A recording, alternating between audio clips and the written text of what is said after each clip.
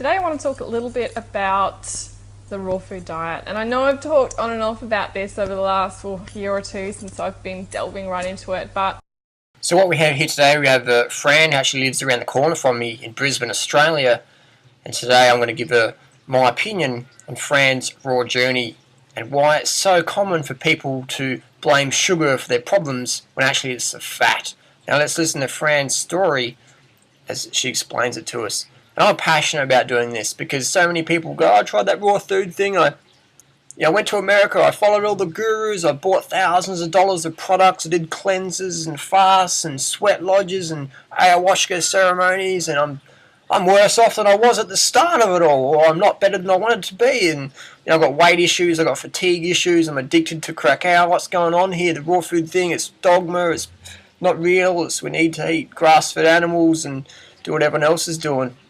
And that's why so many people in the raw food scene go full circle back to the standard Australian, standard American diet with the inclusion of organic foods, and they think it's different. But anyway, so let's hear what Fran's got to say. Now listen carefully. My goal is to educate people. It's not to write anyone off or whatever. It's to educate people so people don't make the same mistakes over and over and over, or they understand why they made a mistake. So listen carefully with an objective mind and the ability to critically think. something's kind of shown itself to me in my life that I really thought it was a good idea to discuss and talk about in this video and see what you guys think.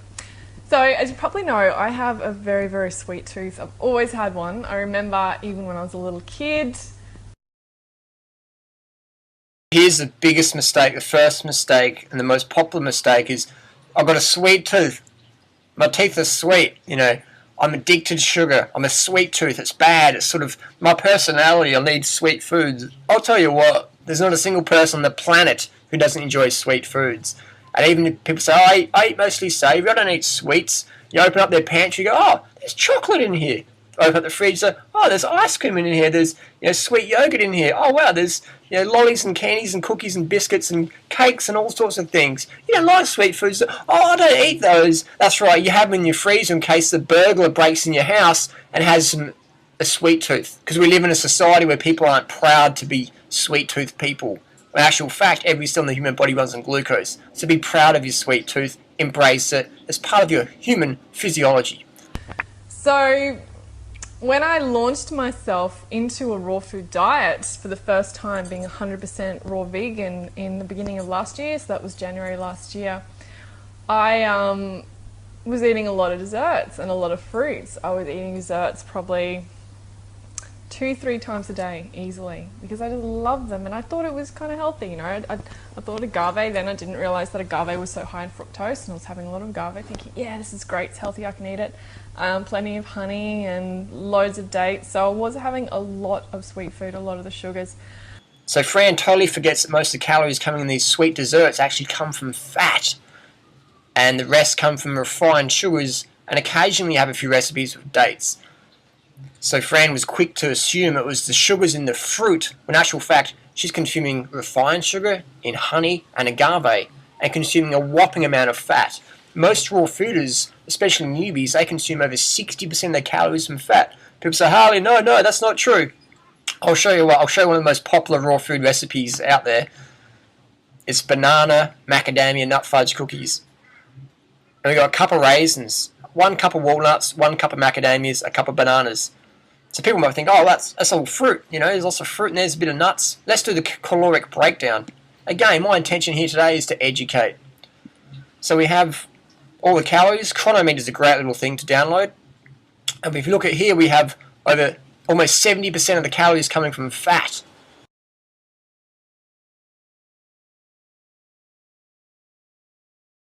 You know what I mean? So, and then Fran's not just doing this once in a week, which is fine. You can do that, especially if you're athletic. If you're athletic, you can eat more calories from fat, but you still need, low fat, definitely. Under 15%, 10% ideal, under. So Fran's eating 70% of her calories, not just for a snack, but she said 2 or 3 times a day. You know what I mean? And no one's making a dessert out of just dates. I mean, that's the ideal dessert, but in the raw food world, it's, fudge cookies and macadamia cookies and all these brownies and chocolates. And again, if you do the math, at least 50% to 70%, even to 90% calories coming from fat. Now that is not healthy. Doesn't matter if it's raw, organic, or vegan or whatever. Eating that much fat daily, you're going to notice a marked health decline, especially if you're sedentary, like in Fran's situation. You know, sometimes I'd make a smoothie in the morning, and the smoothie would be really sweet as well. So I was kind of moving more and more towards having a lot of sweet food, maybe even more sweet food than savoury food in my diet. So here we have Fran's just thinking it's the sugar, sugar, sugar, and she's saying, I have hypoglycemia, which we know. Hypoglycemia refers to low blood sugar. So it means you're not consuming enough carbohydrates, or if you are consuming enough, the fat is coating the cells. It's coating your insulin receptor sites, so the sugar cannot enter the cell. So that causes hypoglycemia, and it can cause hyperglycemia. You know what I mean? Hyperglycemia is caused when the sugar cannot enter the cell, the blood sugar rises, then the pancreas is forced release of insulin, and that just sucks it all down, and then you get the hypoglycemia thing. So it's just, so pre-diabetic symptoms can be hypo or hyperglycemia. Check out any medical physiology textbook on diabetes. So what we have here is, Fran's eating, what she thinks is high carbohydrate, when in actual fact it's not. It's just because she's sweetening her fat with sugars. She thinks it's a high carbohydrate diet. But if we look at it just like I said before, in those desserts, and she'll be getting most of her calories from those. So I'd put money on it. Fran's getting at least 50, if not more, % of her calories coming from fat. And that recipe we have here, that's almost 70% of calories coming from fat. So no wonder Fran had hypoglycemia issues. And no wonder, she looks like she could be an elite marathoner, but she's not fit at all. She's not, cardio fit, and because that doesn't have the energy to train. There's a difference between being able to sit still and having energy versus physical energy where you can actually go out there and train and be quite fit. So that's why we see a lot of raw food gurus promoting the anti-fruit thing. None of them are fit. People say about Harley, what about Gabriel Cousins? He's he can do like a few push-ups. Let's have a look what Gabriel promotes. It's going to move a little fast. Our biggest concern, quite frankly, is people getting insulin shock from getting off insulin so quickly. The diet that works. Hang on, now listen real carefully to what Dr. Gabriel Cousins is about to say to his diabetic patients. Listen real carefully now. Best is a high fiber, high carbohydrate, low protein, low fat diet. That's the diet that works the best.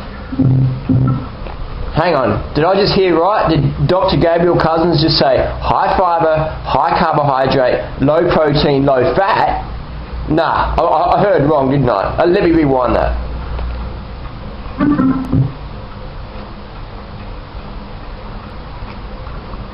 The diet that works the best is a high fiber, high carbohydrate, low protein, low fat diet. That's the diet that works the best. So there we go. Gabriel Cousins even admitting that a high carbohydrate, low fat lifestyle is best for blood sugar issues. But then in his books, sometimes he says no. And, Gabriel Cousins, he changes his mind like he changes his cactus plants, and that's fine. Gabriel's a great guy, but it's good to see how confused some people are. Whenever someone says, "Oh, no one program works for everyone," that doesn't work. But I don't really know what does work. Just go and see different homeopaths, naturopaths, psychopaths, doctors and stuff, and just get different opinions. And I don't know, just keep looking, keep searching. It's like, how long do we have to search, really? Do we have the rest of our life? Or can we just, boom, get it together and follow the one program that all humans thrive on? High fruit, low fat. If you want to eat grains, eat your grains. But high fruit, low fat, vegan, boom, it works every time. The thing is, we don't live in a society where that's supported. If you sit down and have 3 bananas, people go,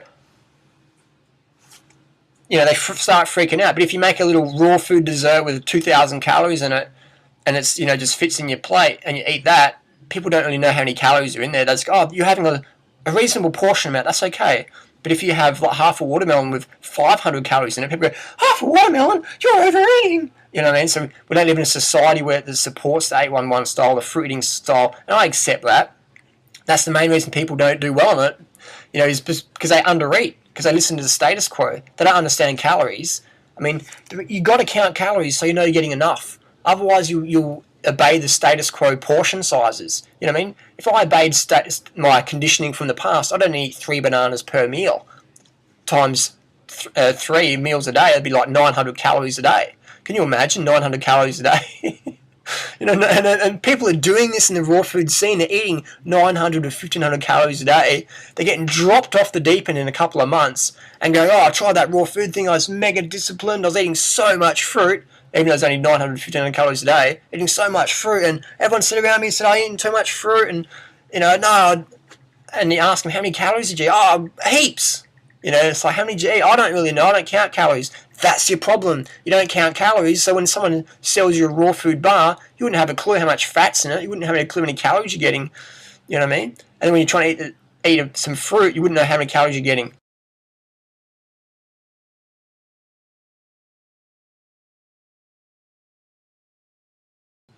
So then you wonder why you have hypoglycemia or weight loss issues or weight gain issues or whatever, or inability to maintain, sustain and obtain high fitness levels. So calories is like your fuel. You don't drive to a gas station or a petrol station, fill your car up and just don't look at when you're filling up, oh, I'm going to look over here, I'm going to transmutate my Kundalini essences to the moonlight because it's that time of month. You look at how much fuel you're putting in the car. So why not do that with your body? Why not go, okay, I've had 2,800 calories today, I actually need more than that. I don't want to keep eating until I get my target.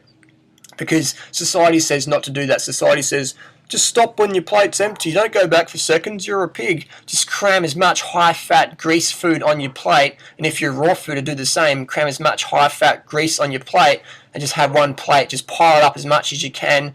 Make it so caloric dense that it's just a small portion. No one's going to give you any crap for eating your real foods. So that's why people don't succeed on like an 811 style program. It's so natural, but we live in such an unnatural society. People they freak out at how much you actually need to eat. You know, like, I've got a friend who's a zookeeper and he looks after the chimpanzees and some bonobos. And I said, will they eat 30 bananas in a sitting? And he's like, mate, they will keep eating until the food is gone. They will keep eating and eating and eating, and eventually they just stop. And that's what we do. We feed them as much as they want. And I said, do you have any fat chimps? He's like, they don't get fat on fruit, man. So the chimps in the zoo eating as much as they can get, they're not getting fat. Simple as that. So it's the same with humans. Eat as much food as you can, learn your calories so you can dissolve your whole dogmatic, I should be calorie restricting, breatharian, anorexic, bulimic paradigm. Literally, metaphorically, metaphysically, dissolve that and get into understanding how many calories you need. And if you're an adult, it's going to be 3,000 calories a day plus. When someone yesterday in the forum is saying, oh, I'm really skinny and I look anorexic, and there's statistics for anorexic, their height and body weight, their BMI is like under 17.5, and I'm like, you're not going to build your body on 2,500 calories a day, man. You need at least 5,000 calories a day plus, you know what I mean? Plus. You can't, read The Human Biology of Starvation by Dr. Keyes,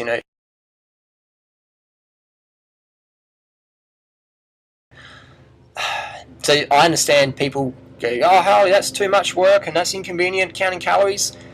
Getting dropped off the deep end's inconvenient. Wasting 5 years of your life chasing the raw food paradigm around's inconvenient, where you can just get it literally in a week. Understand, shit, I need at least 3,000 calories as an adult. If I've got kids, I need more calories. If I want to be fit, I need more calories. If I've got a business, I need more calories. I almost gave you the finger. I need more calories. If you want to give people the finger, you need more calories. If you want to be passionate, live purposeful life, you need more calories. If your boss is a wank, you need more calories. If you're getting harassed by people like me, you need more calories. You need more calories, calories, calories, calories. Fruit's the best source. Eat as much as you want. And whenever you cut your fruit intake, man, you cut your life. When you cut your carbs, you cut your life. Why? Because you cut your glycogen. So people are all about breatharians. That's a whole other video, man. Breatharians is absolute bullshit. It's anorexia in the health food scene. So that's another video. I won't get into that now. Let's continue on with Fran's raw food journey. There are healthy and unhealthy ways to do everything, and we often find this in the vegan diet as well. When someone goes vegan, we often think, oh, they're so healthy, they're vegan, but there are very unhealthy vegans out there.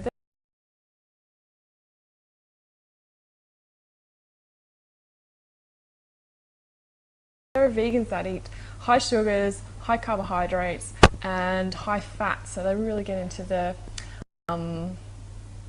breads, and they really get into also soys and any of the milk and meat substitutes. So you can definitely find high sugars and high carbs especially, and also high fats. in those diets. And you know, high fats is fine if your constitution suits it, and if you're eating high fats that are good. So I'm a little bit hesitant saying that, but then there are, you know, there's good and bad of everything. There's this duality is everywhere in life, so there's always going to be the exact polar opposite of it. So what Fran's done is she's just, you know, contradicted what she says. Now she's aware of that. She's confused, and she gets to the whole thing. Oh, there's no one program for everyone. Just do what works for you. I mean, I'll say you can't do high carbohydrate, but I don't really know. And that's right, because all the successful long-term vegans, what do they have in common? This applies to raw fooders as well. They eat a crap load amount of their calories from carbohydrates. 80% of the calories coming from carbohydrates plus. You look at the China study, Dr. Neil Barnard, Dr. Ornish, Dr. Esselstyn, Dr. McDougall, Doug Graham, Ruth Heinrich, all these raw food, vegan promoters, athletes, successful people eating at least 80% of the calories coming from carbohydrates. So when you're, and that's why Fran isn't a vegan, because her paradigm is like, you're vegan, you can't eat too much carbohydrates, and that's why vegans who go on low carb diets, they get dropped off the deep end, and they write books about it, like Leah Keith, you know. So carbs are your friend, fruit's the best, you know what I mean? I understand, not everyone wants to eat fruit, fine, eat with you, whatever carbohydrates you prefer, but don't let anyone tell you that fruit's bad. The main problems people have with fruit is they eat it too fast, they eat it unripe. Most people don't want to know what a ripe banana looks like. They think the spotty bananas are the rotten bananas. They eat citrus way too tart. Citrus should be sugar, sweet. People avoid dates, or they have 1 or 2 or 3 dates, think, oh, that's enough, you know. So those are the main problems of fruit consumption. People don't eat enough of it. They eat it unripe. They eat it too fast. They dehydrated, and they just eat fruit when they should be drinking some water. So again, I've covered this a lot in detail in my other videos, so just refer back to my channel and check it out. Let's listen to more what Fran does. And then there's the opposite, the other end of the scale with the raw food diet, which is so many desserts and so many sugars and so many high glycemic and high fructose fruits in the diet, which can really unbalance the body. It can create more candidas, fungus, yeast and molds. It can do that whole sugar spiking thing, which happens so easily with me. So Fran's convinced that she's, you know, tried the high sugar thing. It did not work. What Fran actually did was do the high fat thing, as I just explained, with the calories coming from those recipes, at least 50 to 70% of calories coming from fat. That is not a high carbohydrate program. That is not a high carbohydrate program. That is a high fat program. Once your calories are going over 20% of calories from fat, you're eating a lot of fat, you're eating too much fat. And if you're in Fran's case, where she's not too athletic, you should eat a lot less fat, because your fat gets processed through your lymphatic system, and if you're sedentary, your fat's just slodging around in your blood, thickening your blood, lowering your oxygen uptake, absorption, and transfer to your cells, and life sucks. And then you eat something sweet again, which is just like a macadamia nut cookie or a chocolate raw brownie, and you think, oh, it's the sugar making me feel shit. There's actually the cacao just thrashing your adrenal glands. It's all that fat, all that nut fat and oil just sludging around your system.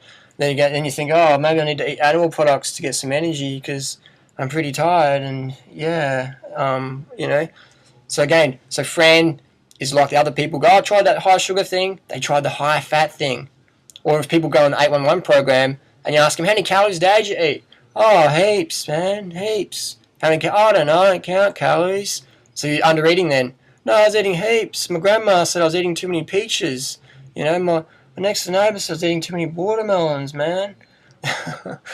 So you were under eating then. Oh man, you're judgmental, man. I'm out of here. You guys are crazy, man. Like, what's with the heaviness, man? It's just peace and love and prana, man.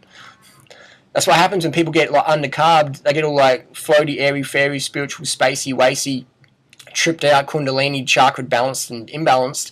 And then when someone tries to help them, they get all like, take it personally. So again, critically think, eat enough carbohydrates so nothing you take personally. As soon as you start taking things personally, especially when people are trying to help you, then you know you haven't had enough carbohydrates, then you can't hydrate and you can't sleep properly. So let's listen to more of Fran's journey. In Arizona as well, about dehydrated food. If you remember, I might link to it underneath this video on my blog, how I was eating tons of dehydrated food because I was traveling. It was easy to carry around, and when I was at the longevity conference, I was eating lots of dehydrated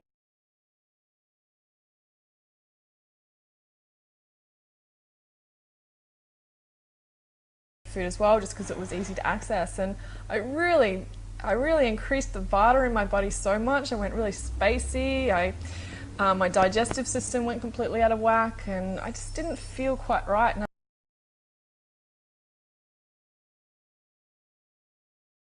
No, you didn't increase your Vata in your body, friend. You increased the fat in your blood. You increased the fat in your lymphatic system. You decreased your oxygen uptake, absorption, and transfer to your cells. That's why you felt spacey. It wasn't anything to do with your dosha type. No wonder all these high-fat gurus that you went to longevity conference, they all drink a shitload of organic coffee and cacao to perk up so they can give the infomercial to the audience. So again, it wasn't your Vata type, your dosha type, your pitta type, whatever. Eating too much fat, clogging your lymph system, clogging your blood, sludging it out, can't think, boom, easy.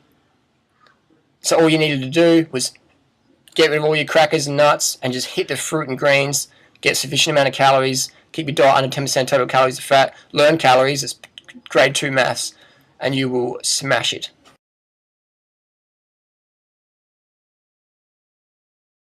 Of dehydrated foods. Another thing, just because it's raw doesn't mean it's healthy. And often dehydrated foods as well, they're high in sugars as well. Here we go again. Because there'll be, like raw junk food bars. So there'll be like a bar that's disguised as a healthy bar, but it's better than eating a Mars bar or a Snickers bar or something. Obviously, way better than that. Way better than that. So if you're in a transitional phase, this stuff is actually quite good. But again, my problem with transitional food, I don't call it transitional food anymore. I used to. I call it smashing yourself off the raw vegan bandwagon food because it's so high in fat, low in carbohydrates, but it tastes sweet just because it had refined sugars added to it. You add refined sugar to oil, it's sweet. When only 5% of the calories might come from carbohydrates and 95% of the calories come from fat, it still tastes sweet. So people go, oh, this is really sugary. You get 95% of calories coming from fat. So people have these raw food transition foods, and I don't call them transition because people, what they do is they get hungry and they go, I want some bread, so I'm going to have raw bread. Cooked vegan bread's super low fat. Raw vegan bread's super high fat. So they have the bread, they're having a carbohydrate craving, they have the bread, they're not meeting the carbohydrate needs, so the glycogen's still low, and they're getting a whopping amount of fat. So no wonder people just go, oh man, this raw food thing sucks. And I can't eat fruit because there's too much sugar. What else can I do? Oh, I'll go back to standard American diet, standard Australian diet, and I'll keep eating animal products. And that's what happens. Raw food gurus, pay attention.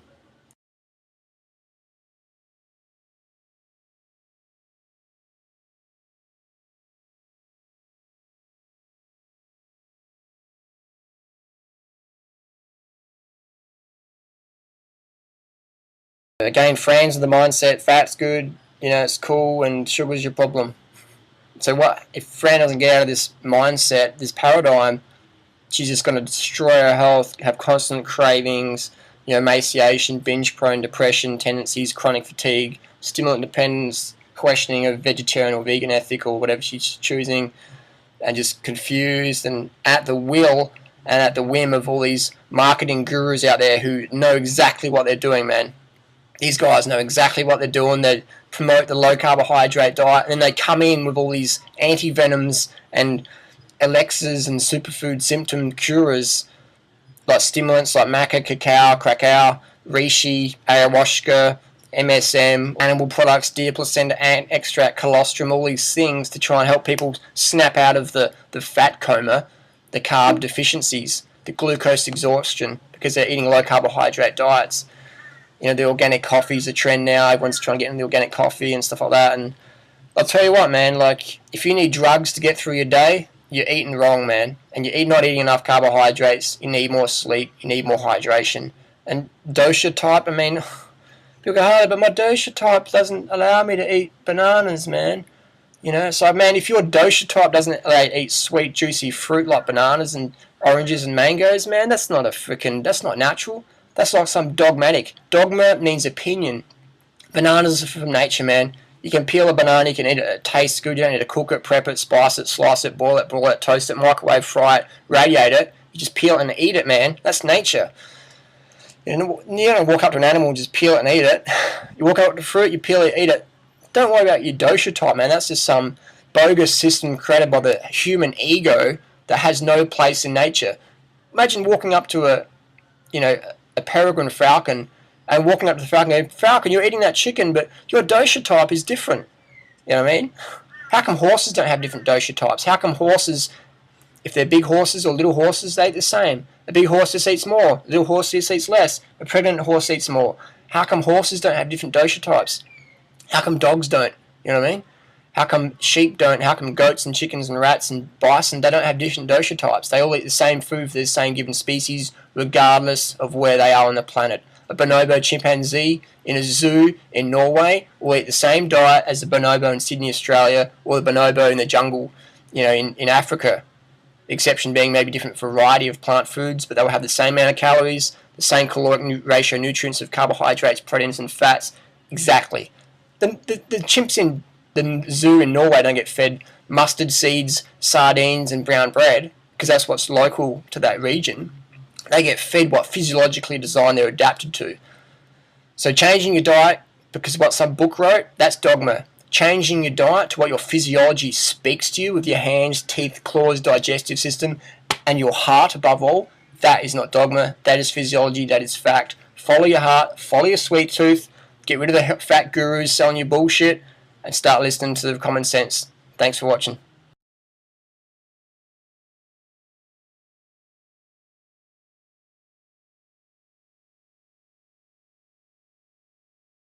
And again, fuck all you vegan Nazis that have shit to say to me.